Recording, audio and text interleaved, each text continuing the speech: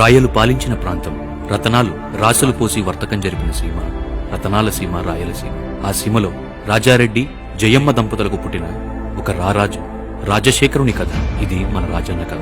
పౌరుషాల పులివెందలలో July 8, 1949లో జన్మించిన తాను ప్రాథమిక విద్య పూర్తి చేసి ప్రాణాలు కాపాడే వైద్య విద్యని ఎంచుకున్నారు.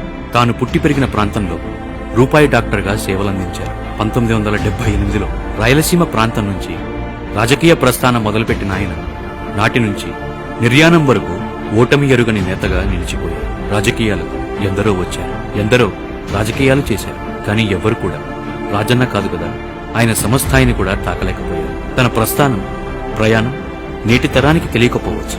అందుకే మరొక్కసారి ఆయనెవరో, ఏం చేశారో గుర్తు చేద్దాం.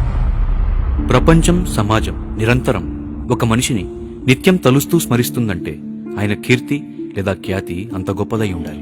చరిత్రలో చిరస్థాయిగా నిలిచేందుకు ఆయన చేసిన ప్రయాణం యాత్రగా పేరుగాంచి నవచరిత్రకు నాంది పలికింది. అప్పటికి పలుమార్లు శాసనసభకు, పార్లమెంటుకు ఎన్నికైన రాజశేఖరుడు ఆనాటి పాలకుల వల్ల ప్రజలు పడుతున్న బాధల్ని తెలుసుకునేందుకు, వినేందుకు చేసిన చిరు ప్రయత్నం పాదయాత్ర. ఎందరో ఇది చరిత్రలో భాగమవుతుంది అని అనుకున్నారు. కానీ ఇదే చరిత్ర అయింది. 11 జిల్లాలు, 1500 కిలోమీటర్లు పాద ప్రయాణంలో ప్రజల గుండెలకు ఈయన్ని చేరువ చేసింది.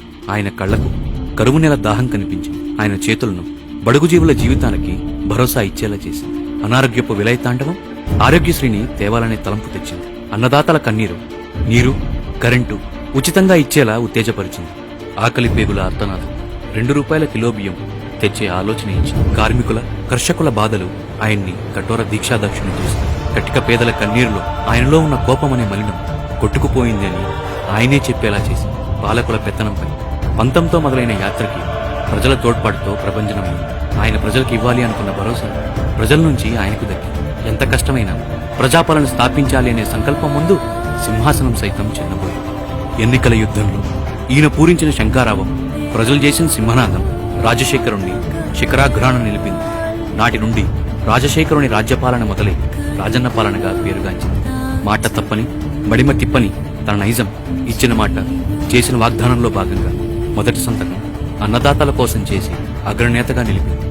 ఆరోగ్యాన్ని నిలిపేందుకు ఆరోగ్యశ్రీ తెచ్చి అభినవ ధన్వంతరిని చేసి కరువుతో కన్నీరు కార్చి దాహార్త భూమికి జలయజ్ఞంతో దాహం తీర్చి అఖండ ఖ్యాతిని, భగీరథుడు అనే బిరుదుని ఇచ్చి ప్రజల ఆనందం, రాజన్న రాజ్యపాలన అన్నీ సజావుగా సాగుతున్న కాలం.